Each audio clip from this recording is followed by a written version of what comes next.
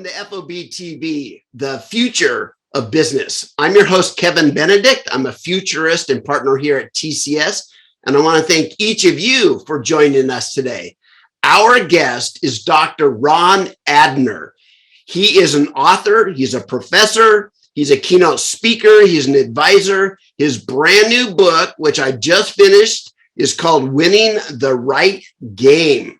Phenomenal book. I'm going to highly recommend it to everybody. I've added it to my library. Matter of fact, I'm going to write a series of blog articles on it as well. And I first came across Dr. Ron Adner in the book On Platforms and Ecosystems, another book here. It's HBR or Harvard Business Review's 10 Must Read. They have a chapter in there, both him and his partner, Rahul Kapoor, on, and the title is Right Tech, Wrong Time. Phenomenal there for anybody that's involved in innovation or involved in startups or anything like that that's looking at timing of technology. So, Dr. Adner, thank you for joining us. Oh, it's a great pleasure to be here. So let's just jump right into it. How, for those that have really not jumped into the whole concept around ecosystem business models, talk to us, give us a definition. What does that mean to you, ecosystem business models? So that's a great question, right? Because everyone is now saying this word, and it's not 100% clear most of the time what underlies it. So this notion of ecosystems clearly is all about the idea that you're no longer out there alone.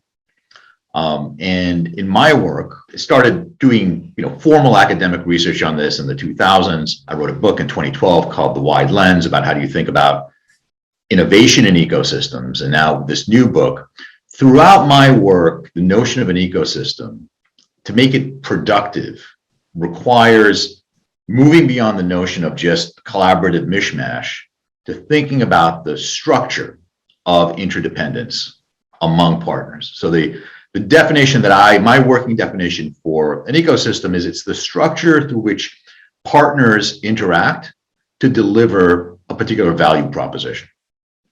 And the most important part of that is that means that my definition of an ecosystem is anchored not in a company, but in a value proposition. And that gives shape to the interactions between the multiple actors that need to come together. And that's going to open up a whole new way of thinking about strategy. And on that topic of value, having just read your book, it seemed you used examples of Kodak and others that seemed to get confused as to what value they were really offering people. Talk to us about that. Yeah, so, it's interesting that there's a reason why this word ecosystem is, now it's so pervasive. And I think it's because what we're looking at when companies are trying to drive new growth is genuinely new value propositions. And what that leads to then is often confusion about what they're supposed to be doing, right? And I start the book in chapter 1, which, by the way, is available to everybody to read for free on my website. Right? So you go to ronadner.com, it's there. I start the book with Kodak for a specific reason, which is no one who will touch this book, no one who's listening to this podcast will not have heard the Kodak story already 50 times.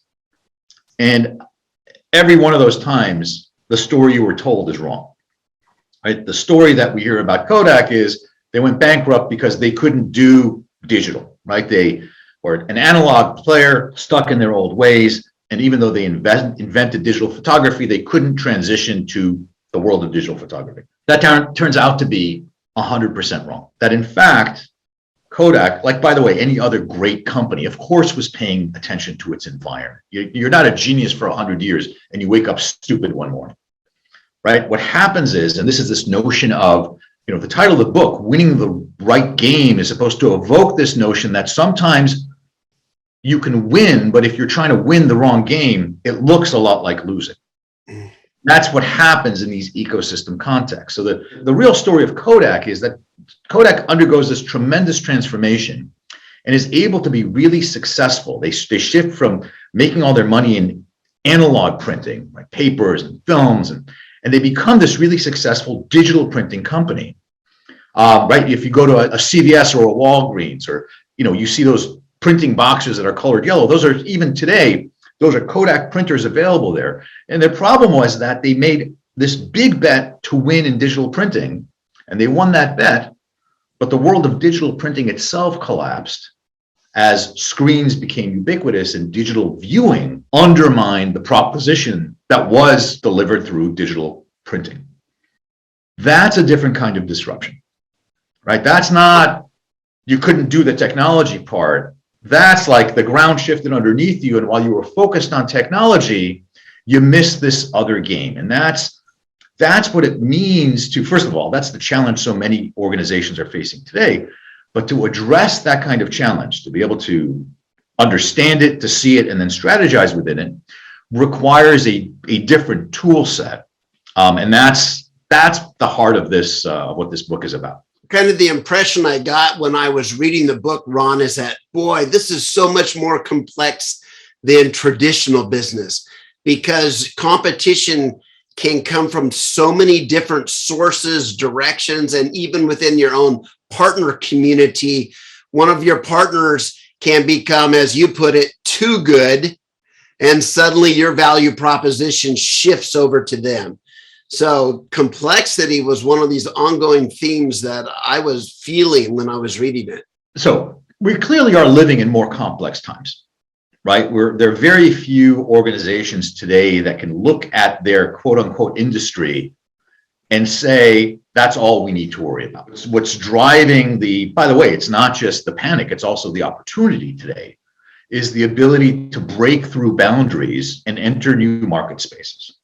And that is a more complicated world, right? But it becomes less complicated when you have a tool set that is built for that world. The thing that makes it so challenging is that really the vast majority of the strategy tools that we have available today, right, before this stuff, before my stuff, is built on the premise of an industry, right? It's built on the premise that you're trying to deliver a service or a product that is better than your rivals, but you all agree on what that product is. You all agree on what the customer is buying. And what we're seeing today, whether it's health tech, fintech, blank dash tech, it's all about a change in the business, a change in the value proposition. And so that requires a change in the strategy to either push it forward or to defend against these new encroachers that are coming into the traditional lines of business. Yeah, so fascinating. What comes to mind is these commercials for the restaurant chain Chick-fil-A, and their advertisements always have these Holstein cows saying, eat more chicken, because they don't want, more beef to be. But so you have this competition between beef, cows, and chickens, yet the competition's coming from precision fermentation and plant-based Impossible Burgers and Beyond Burgers and all kinds of other brands out there. So it's coming from a whole different place is where the competition's coming from. Yeah, exactly right. And basically this is what happens when industry boundaries stop holding, right? They're being redrawn. What you're supposed to be including in your consideration is expanded. And, again, that title, Winning the Right Game, is supposed to evoke there's this possibility of winning the wrong game. That's the Kodak story. But it's also supposed to evoke this notion that there are multiple games being played simultaneously. So not only do you need to choose your game, you also need to recognize that other parties may be playing other games on the same board, right? They're in your market trying to make money in a different way than you. But if you're not sensitive to their impact, positive or negative, your ability to execute is going to be a heck of a lot less efficient and less effective. Oh, yeah. When I think of industries, I was thinking of an example in automotive. So you have electric vehicles coming out of what traditionally was a pretty, heavy duty industry boundary, which was automotive. And suddenly you have these electric vehicles, and they're an ecosystem, a mobility ecosystem of everything from computers and electronics to energy, internet, manufacturing, software, technology, telecom, transportation, venture capital. All of these guys over here are getting together to create a whole different competitor, kind of almost outside of the automotive industry. No, that's exactly right. And what's so interesting, by the way, is if you look at the way in which the large incumbents are now responding to the rise of electric vehicles, right? So just this morning, Nissan Renault announced $27 billion to electrify their fleet, and they're going to launch 27 or 37 different car models by some year. GM, the same thing. It looks like they're looking at the electric car as like, okay, we're just going to make a car with an electric motor and a battery, ignoring the fact that, Tesla being the obvious contrast, Tesla is doing a lot more than just making a car with a battery and a motor, right? There's charging infrastructure, there's software, there's telematics. They are changing the game. And in that regard, what's interesting is if you look at, let's say a Ford versus GM response to electrification, they're looking a lot like one another.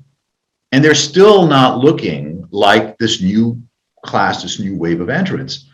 And so to me, you look at that response, it looks like it's much more in terms of, we're going to substitute the technology, rather than we're going to redefine the roles, responsibilities. We're going to redefine the structure of the ecosystem. And I suspect it'll wind them up in a much more commoditized position than really they could or should end up in. And by the way, it matters because these companies, it's not just that, they have a lot of shareholders, they have a lot of employees. Yeah. They get this stuff wrong. The consequence is really quite material on a lot of communities. So if you would, Dr. Adner, if you could walk us back to when you started to identify, when you first started to identify that there was a new kind of ecosystem business model people needed to pay attention to. It's a big question. My public journey, right, starts with this book that I wrote in 2012 called The Wide Lens. Wide Lens, what successful innovators see that others miss. And the core insight there was that as we think about innovation, we get trapped in what in retrospect looks like a narrow lens, right? It's like, you need to have an idea your customer wants, you need to deliver it with the right capabilities, and you need to beat your rivals, right? Those three impossible things were what we used to say, if you could do those, that's how you win. And the observation was that, sometimes that's true, but more and more, it's necessary to execute well, but it's not sufficient, right? And that was the insight, kind of the widening of the lens there, was that as you're thinking about innovation, you have to take into consideration your co-innovators. You're going to do something new. Who else needs to innovate for your innovation to matter? And your adoption chain, which is besides satisfying your end customer, who are the adopters that are not on your critical chain, but still critical, your critical path to market, but still critical, that you need to align. And that was like a big aha. And by the way, if you haven't read that book, it's a great book. You should read it. But that was like how to think about innovation in this new world. And after that book came out, the big question that became so focal in my mind, and that's what this new book addresses, is, well, if that's how people are innovating, if that's how people are creating value, what does that mean to the way in which we have to rethink not innovation, but competition? What does that mean for the way in which you need to think about your environment and scan for opportunities and threats? And that's where winning the right game comes from. And the answer, by the way, is it means a lot of fundamental rethinking of what we used to think about.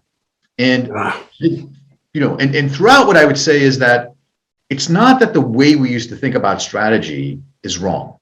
All that stuff about industry analysis and disruptive technologies, et cetera, it is all true, but it's important to recognize that those ideas, those concepts, those tools were built for a world defined by industries.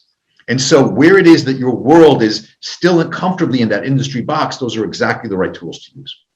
But there's this other world where we see a lot of action, and that is a world that is defined by changing patterns of interdependence. And that's where those tools break down, and that's where these new tools should be applied, and that's where they will help you be more efficient and more effective. And actually, as I think about it, the first chapter of Wide Lens is also on this website. You can read that for free there. Very good. On Adner.com. So let's talk about the origins of these interconnected organizations and ecosystems. Was that the natural result of the whole .com era and the internet and everything? Was the internet and that ability to connect a necessary first step before these ecosystems could really have this kind of significance? So look, I mean, we've had the need to manage interdependence forever, right? When the Romans put down their aqueducts, they were figuring stuff out, right? So the example I will use is that when the automotive industry emerges, late 1800s, early 1900s, there was an ecosystem challenge where people needed to figure out, so how do we deliver this value proposition? Who's going to make the engine? Who's going to make the seats? Who's going to pave the roads? Who's going to pay the insurance if somebody gets in an accident? Who's going to fix these things when they break down? Who's going to, where are we going to get the fuel? And there was a moment in time where all of this was in flux. And then what happened is, at some point, we figured out, here's how these parties relate to one another. And that ecosystem hardened into the well-defined pattern of interaction that we identify today as these industries. You're a car manufacturer. Yes, you're the fuel company. Yes, you're a garage. So ecosystems harden into industries. And when we're in an industry world, we don't have to worry about the big structure. We just look at where we are. We think about who our suppliers are. Things aren't moving. What happens is these industries, there's a possibility, as we see in the automobile, in the mobility ecosystem today, which has shifted back out of industry mode into, well, who's providing the electricity? How do you get, new componentry when it's software? Do you go to a dealership? Is it done online? So what we see there is what I discuss as the ecosystem cycle. The reason I think ecosystems are more prominent today, so it's not because we didn't have to think about interdependence before, it's because the number of interdependent systems in which any organization finds itself wanting to play in today, has grown dramatically. And that's because we've had these technology enablers, right? This is where the digital revolution makes it a lot easier to mix and match parts. This is where the idea of I have data about customers in one market, now I can touch them in this other market, that leads to more ambition to drive new value propositions. And that's why we're seeing so much more energy around ecosystems. So it's not that it's a new concept, it's that it's much more focal today because everyone is playing this game more intensely. Interesting. And the technology just supports the direction they're going. So talk to me about the difference in relationship between a platform, a marketplace, and an ecosystem. How do they play? Are they the same thing? Are they different things? Help us understand that. Such a good question. Like, tell me about these buzzwords. They all seem equally meaningful and meaningless at the same time. And so again, how do I think about this? The notion of a platform or a multi-sided market is, I think, one, like the number of successful platforms in marketplaces so much smaller than the amount of energy spent discussing them. I'll start with that as a statement. All these platforms, I will argue, are built on a foundation of ecosystems, right? So not every ecosystem becomes a platform, but every platform of any note is built on top of a new structure for interactions, which is the definition of an ecosystem. The challenge that people who are focused on platforms face is that, we look at what these successful platforms look like and we see how much money they have and how much power they have. And so our tendency is to say, oh yeah, be like them. What we miss is how they got to that status.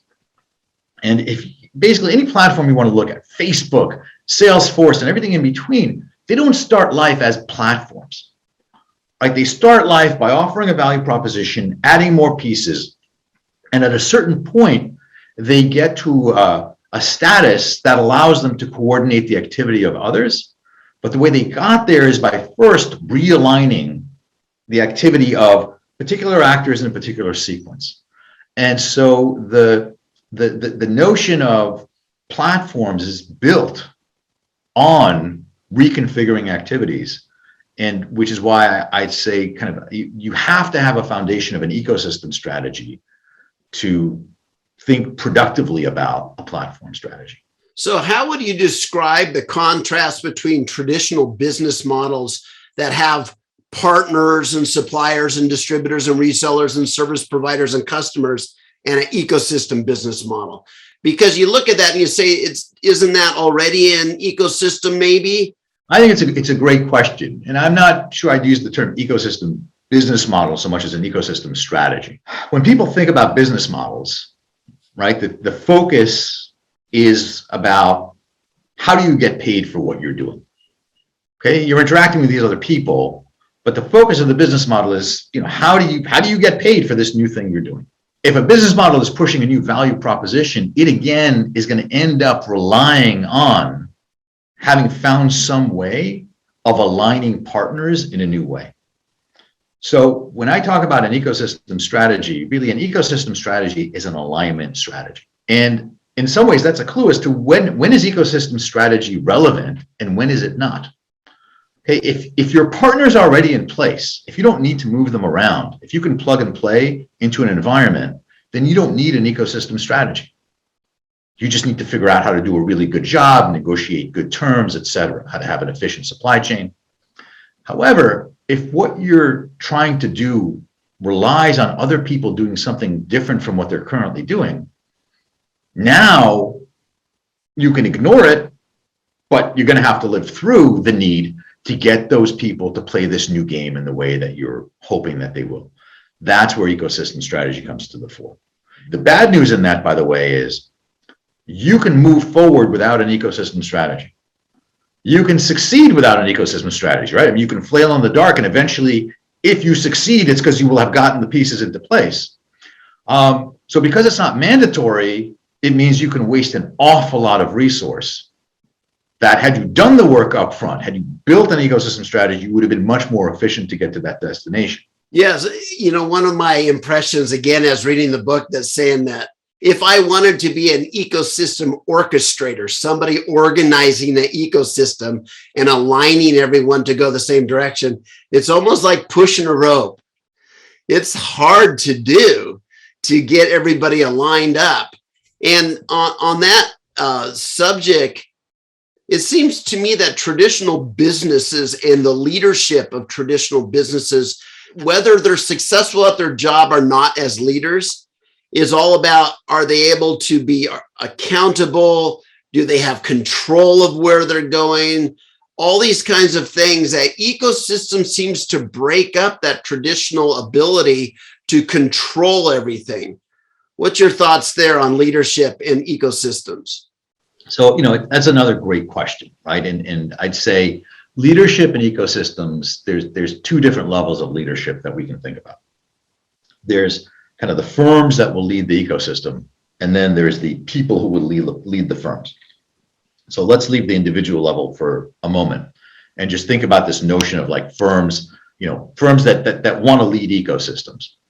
And the big breakdown that I think you're hinting at is that in an industry world, it makes sense that everyone in the industry aspires to be the industry leader, right? Because the industry leader, whether you measure it in terms of revenue or market share or profit share, what have you, it's always what you want to be. And by the way, if you strive towards it and you don't make it, but you move forward, you're better off for the effort. An ecosystem is completely different, right? In an ecosystem, leadership it's not an outcome that you measure, it's a role, right? The leader of an ecosystem is the one, as you say, which is trying to align the other parties to get into the structure that delivers the value proposition.